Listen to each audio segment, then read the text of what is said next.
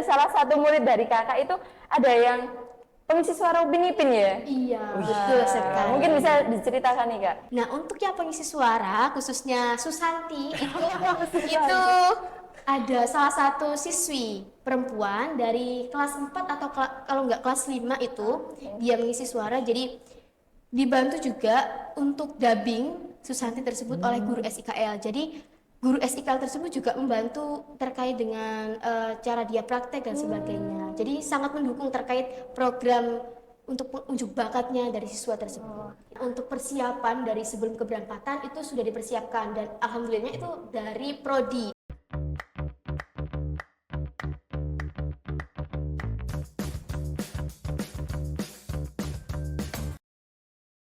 Kreatif, inovatif, kolaboratif. Halo friends, selamat datang di podcast Eko Talks. Oke, hari ini kita mau ngapain nih Mas Andika? Kenapa udah rapi, udah ganteng-ganteng, udah cantik-cantik ini kayaknya hari ini ngapain nih kak? Hari ini kita bakalan ketemu narasumber yang sangat cantik sekali. Kita bahas apa ini hari ini? Karena ini kan kita pendidikan nih, kayaknya itu Iya. perlu tahu nih. Nantinya pendidikan itu ngapain aja sih? Wah, Ada betul program apa aja? Kayaknya hari ini tuh khususnya PLP nih. Wah, iya. PLP, khususnya PLP apa ini kak hari ini? PLP luar negeri nih Mas. Oke, Langsung aja nggak sih ini? boleh langsung Boleh. Apa aja. kita perkenalan dulu? Boleh kita perkenalan dulu. Sebelumnya kenalin aku Novita Sari dan juga rekan aku. Andika Heru. Oke. Selanjutnya kita ke narasumber dulu nih, Benar. perkenalan dulu nih. Nah, Yang tentunya narasumber kali ini sangat cantik sekali. Mungkin boleh diperkenalkan terlebih dahulu, langsung nggak? Mbak. Baik, perkenalkan saya Alfisya Putri Firdaus. Saya seorang fresh graduate tentunya dari UNESA yang lulus pada bulan Juli lalu.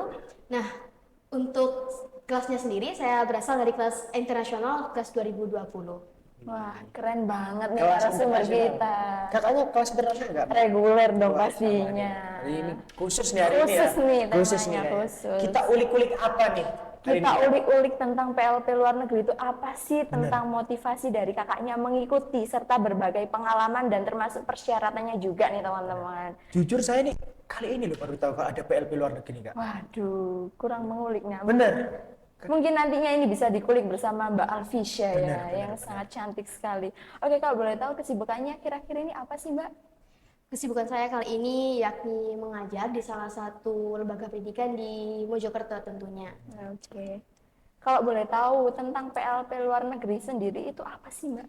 Nah, PLP sendiri merupakan pengenalan lapangan persekolahan di mana menjadi program wajib dari mahasiswa kependidikan atau keguruan. Nah, untuk PLP sendiri terbagi menjadi dua. Yang pertama ada PLP reguler maupun internasional. Dan kebetulan saya sendiri berada di PLP internasional dan ditempatkan di Malaysia, tepatnya di Sekolah Indonesia Kuala Lumpur. Keren banget. Keren, Narasumber di Malaysia kita nih, Mbak. di Malaysia. Upin Ipin dong. Benar sekali. Jadi kalau Kak Alfian ya, untuk program PLP luar negeri ini dari prodinya sendiri, dari prodi pendidikan ekonomi atau kakaknya itu mandiri itu PLP-nya? Dari prodi tentunya. Dari prodi. Iya, Prodi. betul. Kakaknya dari kelas internasional, dari prodi menyediakan memfasilitasi. Betul.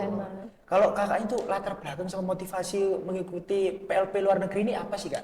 Kalau tahu? Kalau motivasi sendiri, yang pertama ingin meningkatkan soft skill terkait bahasa Inggris, bagaimana cara berinteraksi dengan masyarakat asli dari Malaysia sendiri, dan tentunya pada sebenarnya untuk terkait dengan tawaran untuk ke luar negeri itu sebenarnya berada di semester 6 yang mana saya mengikuti KKN internasional, dan akan tetapi di semester 6 tersebut saya belum bisa mengikuti KKN internasional dikarenakan saya mengikuti kampus pengajar. Dan sistem kampus pengajar sendiri apabila kita ingin melepaskan diri dari kampus pengajar akan ada sistem backlist di mana nantinya kuota untuk adik tingkat selanjutnya akan semakin menipis. Jadi saya beranggapan bahwasanya mungkin di semester 6 saya belum bisa mengikuti KKN internasional dan mungkin belum rezeki kan ya. Dan alhamdulillahnya di semester 7 ada tawaran untuk kelas internasional seleksi terkait dengan PLP internasional. Dan dari satu kelas tersebut alhamdulillah saya terpilih untuk bisa berangkat PLP Keren, tersebut. ih, keren. Keren. Keren banget nih. Berarti Kak Alfisya mengikuti program PLP luar negeri ini dari semester 7 ya Kak ya? Betul. Kalau boleh tahu PLP luar negeri sama PLP di luar negeri itu ngajarnya di SD, SMP atau gimana sih Kak? Nah, untuk di SIKL sendiri atau Sekolah Indonesia Kuala Lumpur, saya mengajar utamanya di SMA karena kan lingkupnya pendidikan ekonomi. Iya. Jadi harus mengajar di SMA. Akan tetapi tidak menutup kemungkinan saya mengajar di SD maupun SMP, di mana SD dan SMP tersebut sering diminta bantuan oleh guru karena di SIKL sendiri sepertinya untuk guru juga sedikit minim, Iya. jadi membutuhkan bantuan dari mahasiswa yang magang atau internship di sana. Gitu ya. Dan untuk kan ini kan kakak di Malaysia nih, juga ngajar di Indonesia juga kan ini di SMA Indonesia sekarang. Ya kan sudah ngajar kan? Iya, sudah ngajar Untuk saat itu. untuk mungkin perbedaannya dari sistem ngajarnya sana sama sini tuh ada perbedaan nggak apa dari sih, Kak? kakak? Sebenarnya sama. Kalau di SIKL sendiri itu menerapkan kurikulum merdeka, sama halnya dengan di SMA Indonesia dalam negeri. Untuk perbedaan sendiri mungkin dari bahasanya. Dari terkadang dari siswa di SIKL atau yang di Sekolah Indonesia Kuala Lumpur, mereka itu tidak bisa, ada yang tidak bisa berbahasa Indonesia dengan lancar, sehingga bisa mereka menggunakan bahasa Melayu ataupun bahasa Inggris. Sedangkan untuk siswa SMA dalam negeri atau di Indonesia kan mereka kan sudah fluent atau paham betul terkait dengan bahasa Indonesianya seperti itu. Oh, kurang lebih seperti ini ya. Iya. Terkait penjelasan kakak tadi nih terkait program PLP serta ngajarnya di mana, mungkin bisa nggak sih diceritakan sedikit nih mengenai pengalaman kakak selama program PLP di Malaysia itu sendiri? Yang dengar-dengar salah satu murid dari kakak itu ada yang pengisi suara Upin Ipin ya? Iya, betul sekali. Mungkin bisa diceritakan nih kak. Jadi untuk mengajar sendiri itu di sana di Malaysia itu cukup padat jadwalnya. Kita mengajar di SMA, tapi kita juga ikut membantu di SD maupun SMP. Nah, untuk yang pengisi suara, khususnya Susanti, itu ada salah satu siswi perempuan dari kelas 4 atau kalau nggak kelas 5 itu, dia mengisi suara. Jadi dibantu juga untuk dubbing Susanti tersebut oleh guru SIKL. Jadi guru SIKL tersebut juga membantu terkait dengan cara dia praktek dan sebagainya. Jadi sangat mendukung terkait program untuk unjuk bakatnya dari siswa tersebut. Berarti untuk bahasa di sana itu nggak hanya bahasa Melayu doang ya, berarti ada Iya, Indonesia, ada campurannya Indo. berarti. Kesulitan nggak kakak untuk menyesuaikan? Saya kan. Menurut saya sendiri tuh lebih sulit bahasa Melayu dibandingkan dengan bahasa Inggris. Karena bahasa Melayu di sana itu gimana ya? Mungkin untuk bahasa Indonesia sama Melayu tuh kan kita kan orang Indonesia kan udah paham betul kan bahasa Indonesia. Bahasa Inggrisnya tuh juga bisalah. Kalau bahasa Melayu tuh sedikit sulit. Jadi ketika kita mau beli makanan ya, saya mau beli makanan. Nah, memahami orang pakai bahasa Melayu tuh lebih sulit. Jadi kalau kita ke resto atau kedai ataupun ngomong sama anak-anak yang mungkin asalnya dari Malaysia itu juga bisa pakai bahasa Inggrisnya gitu. Oh, jadi ya bisa aja kalau bahasa Indonesia, bahasa Inggris gitu. Kita ngobrol-ngobrol tadi yang tentang PLP luar negeri. Untuk kakak di sana kan ibaratnya pendatang nih. Di sana tuh sudah disediakan fasilitas tempat tinggal atau kakak itu cari sendiri, dan untuk biayanya mungkin bisa di-spill buat adik-adik gitu. Iya. Tentunya untuk persiapan dari sebelum keberangkatan itu sudah dipersiapkan dan alhamdulillahnya itu dari Prodi. Jadi iya, Prodi memfasilitasi terkait dengan tempat tinggal. Jadi tempat tinggal sudah ditetapkan. Misalnya saya nantinya akan tinggal di salah satu kondominium atau apartemen dari milik salah satu guru SIKL. Dan tentunya biaya juga diberikan oleh Prodi. Jadi Prodi memberikan tiket PP pesawat. Enak banget kan? Keren, enak dong tentunya. Tiket PP, transportasi dari bandara menuju SIKL karena bandaranya jarak ke SIKL-nya tuh hampir 1,5 jam. Jadi lumayan jauh. Nah, itu biaya juga ditanggung oleh Prodi. Biaya makan, uang saku juga dapat. Biaya tadi tempat tinggal juga dapat. Jadi alhamdulillah Prodi sangat baik sekali. Banyak sekali ya privilege yang didapatkan dari Kak Alfisya itu sendiri. Mungkin ada nggak sih Kak culture shock selama kakak di Malaysia itu sendiri dari segi bahasanya ataupun makanannya ataupun dengan orang-orangnya itu gimana sih Kak? Untuk culture shock-nya sendiri itu mungkin karena saya belum mengulik-ulik terkait Malaysia ya. Jadi waktu ke sana itu saya belum tahu, oh ternyata Malaysia itu banyak loh ada ras India. Ada orang India banyak banget di sana. Jadi sempat kaget karena kan di Indonesia sendiri kan minim ya, nggak ada orang India di sana. Dan apalagi kalau orang Indonesia itu kan kecil-kecil, termasuk saya. Jadi waktu Saya juga jadi waktu di sana itu, waktu naik transportasi umum kayak MRT gitu ya, itu kaget kayak hampir semua itu orang India, tinggi-tinggi badannya, masya Allah, kayak oh ternyata Malaysia tuh banyak banget orang India gitu. Nah pernah ke salah satu mall nih, itu kita masuk lah, kan nggak tahu mall apa gitu ya, masuk ya sama teman-teman dari univ lain, tentunya yang internship di SIKL tadi. Nah itu masuk, ternyata yang jualan itu biasanya kan SPG kan cantik-cantik, cewek gitu ya. Nah kita masuk itu cowok semua, badannya kekar, orang India semua, disuruh mampir ke tokonya. Enggak, kita tuh cewek berempat, takut lari lah kita. Itu ya Allah, kayak bener takut kan cewek gitu ya. Di antara semuanya tuh cowok semua, bener-bener tapi takut. diculik di Malaysia. Jadi ngomong-ngomong soal tadi kan ada univ lain ya berarti. Kalau boleh tahu univ lain itu dari mana aja sih Kak? Kalau nggak selain dari Bisa Indonesia? di-spill nih, Kak. Waktu itu temen saya waktu ngajar itu ada dari Universitas Negeri Riau, dari UIR, dari jurusan psikologi, ada juga dari UIN Salatiga, jurusan tarbiyah dan bahasa Inggris, ada juga dari pendidikan kedokteran dari Aceh, dan juga ada dari ISI Jogja. Oh, isi Jogja, keren Jadi nggak banget. Unesa doang ya berarti itu ya? Iya. Berarti banyak nih ya dari universitas yang lainnya. Kemudian ada nggak sih Kak pengalaman berharga yang Kakak dapetin selama mengikuti PLP luar negeri di Malaysia itu sendiri, baik dari pertemanannya ataupun dari lingkungannya? Mungkin bisa di-spill dikit nih Kak ke teman-teman.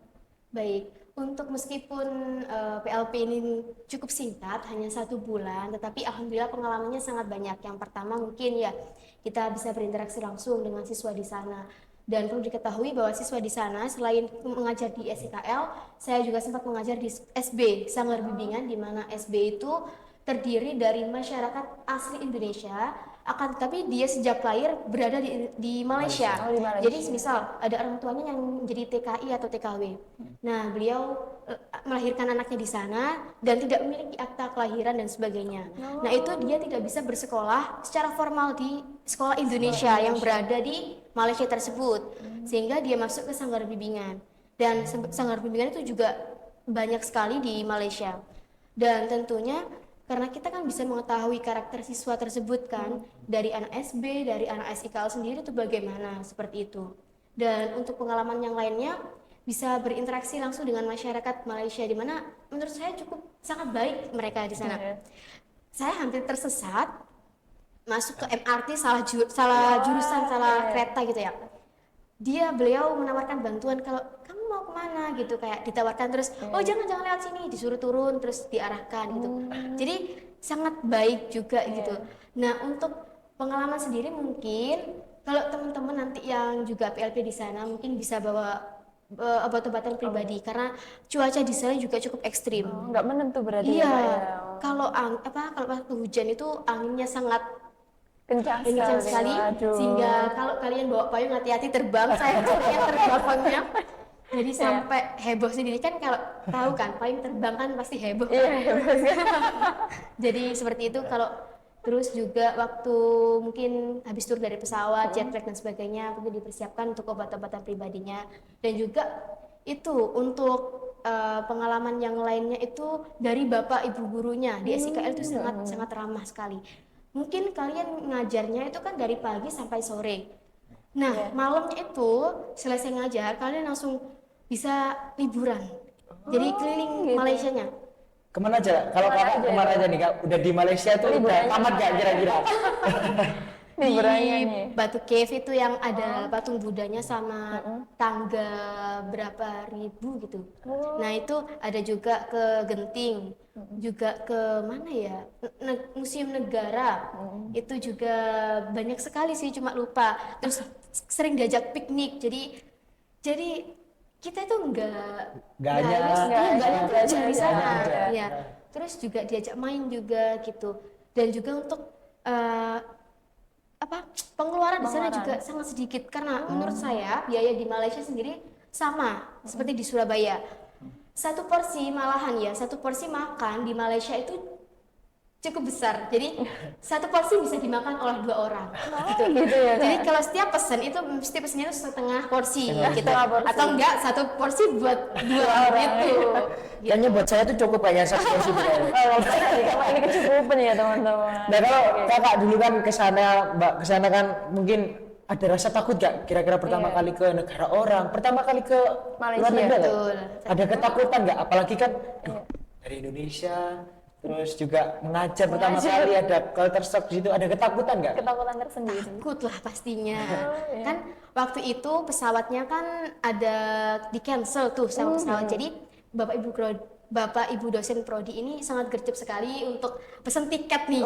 Pesen tiket di hari itu, ganti jadwal dan sebagainya. Dan kebetulan teman saya yang berangkat kan 4. Nah ini beda pesawat 2. Jadi saya cuma berdua sama teman cowok saya dari prodi PAK. Jadi prodi PAK berangkat berdua. Terus yang teman saya kedua ini berangkatnya agak siangan. Jadi nyampenya sana itu maghrib atau enggak isya gitu. Nah saya sama teman saya ini nungguin di bandara dan bertemu dengan orang Korea, orang Thailand dan sebagainya. Ada yang numpang pinjam charger, ada yang mau tunjukin toiletnya di sebelah mana. Jadi kayak sebenarnya ada rasa takut, cuma kayak seru. Oh, kita kan suka, saya kan ternyata kan suka Korea ya. Kayak ya udah nyapa gitu, annyeonghaseyo. Oh sipil lah. Dia juga nyapa, cuma kan logat-logat orang Korea kan pasti kan tahu kan ya. Cuma percakapannya nggak tahu dah gitu. Dan kebetulan orang Koreanya nggak bisa bahasa Inggris. Ngangong di situ. Mungkin kalau kayak di sana bilang, opo, kayak gitu-gitu doang ya. Itu mungkin juga pengalaman lucu juga ya. Ada lagi ya pengalaman lucu pas PLP gitu-gitu. Banyak sebenarnya, karena kan teman kita kan juga dari maksudnya daerah Indonesia yang lainnya kan. Ada juga yang teman saya dari Aceh itu kan nggak bisa bahasa Jawa, diajarin lah sama teman saya yang lain, udah lah itu nggak bisa. Terus saya diajarin sama siswa kayak bahasa Malaysia, ternyata artinya udah nggak karu-karuan ya. Udah ya ampun gitu. Banyak banget pengalaman. Yang Banyak sekali ya pengalaman lucunya ya kayak. Mungkin selanjutnya nih apakah ada saran terkait bagi mahasiswa angkatan 2023-2024 dari Prodi Pendidikan Ekonomi sendiri yang ingin mengikuti program PLP luar negeri, mungkin bisa diberikan motivasinya sedikit nih Kak. Oke, yang pertama mungkin saran kalian jangan takut kalau mau ditawarin atau ikut seleksi terkait dengan ke luar negeri. Mungkin untuk kelas inter juga itu kan kalian kan udah jalurnya inter tuh. Nah kalau ada tawaran internasional jangan takut, jangan milih yang reguler dulu, coba ikut yang internasional dulu ya. Karena kan kesempatan nggak datang 2 kali. Mungkin saya ini termasuk hoki kan, sebelumnya kan nolak, terus alhamdulillahnya dapat tawaran lagi dan alhamdulillah juga dapat itulah. Nah terus untuk saran yang kedua, kalau mau packing baju nantinya itu jangan banyak-banyak, karena pengalaman dari kemarin itu overload semua untuk kopernya. Jadi baju itu dapat saran ini dari guru SIKL yang mana kalau kamu overload pakai aja tuh baju 8 lapis dipakai teman saya. Jadi pakai baju, pakai almet, kan kita kan juga beli oleh-oleh kan ya. Jadi bawa baju secukupnya, karena kan kita di sekolah tuh kan cuma Senin sampai Jumat karena full day school di SKL. Cuman Sabtu itu ada kegiatan kayak ekskul gitu. Jadi bawa baju secukupnya. Terus kalian kalau bawa sepatu juga jangan banyak-banyak kayak teman saya banyak bawa sepatu. Terus di sana ada sepatu murah karena barang branded di Malaysia murah. Oh, murah-murah berarti ya Kak barang-barangnya Jadi di sana. banyak beli di sana. Akhirnya overload itu sampai lebih dari 30. Jadi dipakai semua kan, kalau sepatu kan nggak bisa tuh jadi baju yang bisa dipakai, baju hijab gitu. Dan untuk selanjutnya itu kalau kalian teman-teman nih, khususnya untuk adik-adik yang ingin coba untuk PLP atau KKN nantinya internasional, bisa ditingkatkan lagi bahasa Inggrisnya, karena waktu kalian nanti setelah mungkin kalian waktu ngajar nggak pakai bahasa Inggris karena diwajibkan di SKL itu pakai bahasa Indonesia. Jadi meskipun ada yang nggak bisa bahasa Indonesia tapi kita harus mewajibkan untuk bahasa Indonesia. Tetapi kan waktu berinteraksi dengan masyarakat Malaysia itu kan tadi seperti saya bilang bahasa Melayu lebih sulit Bahasa daripada Inggris. bahasa Inggris Iya. gitu. Jadi bahasa Inggrisnya juga itu yang ditingkatkan. Terus kalau ke sana tuh jangan coba-coba untuk kalian nekat berangkat liburan berdua gitu sama teman. Soalnya kan kita kan di negara orang. Iya. Nggak tahu itu tempatnya baik atau enggak gitu. Iya, betul. Soalnya ada juga waktu itu pengalaman saya kan hampir tersesat dan itu daerah itu emang rawan terkait kayak penculikan dan sebagainya. Dan ketika saya bercerita itu terhadap guru SIKL, saya ikut dimarahin karena kamu nanti nggak bisa pulang ke Indonesia kalau kamu nyasar di sana gitu. Jadi jangan kalau berpergian jangan berdua aja, cewek-cewek jangan. Terus juga jalinlah relasi sebanyak-banyaknya karena di sana sangat banyak relasi baik dari kedutaan, baik dari anak-anak menteri juga banyak di SIKL. Anak Halilintar itu juga alumni SIKL.